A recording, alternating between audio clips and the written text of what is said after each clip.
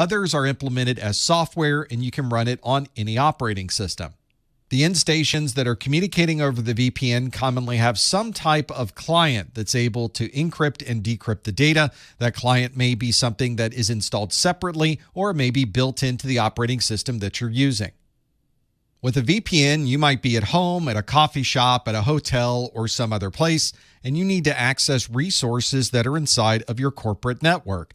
But if you access those directly across the internet, anyone that is on the inside of the internet or listening into the conversation would be able to see this information being sent back and forth.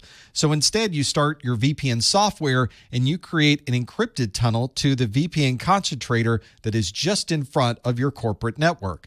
The VPN concentrator is going to decrypt that information and send everything in the clear into the corporate network. And of course, the process will work in reverse, where information from the corporate network will be encrypted by the VPN concentrator sent across the internet, and the VPN client that's on your laptop will then decrypt that data and show you the information as if you were sitting locally in the corporate network.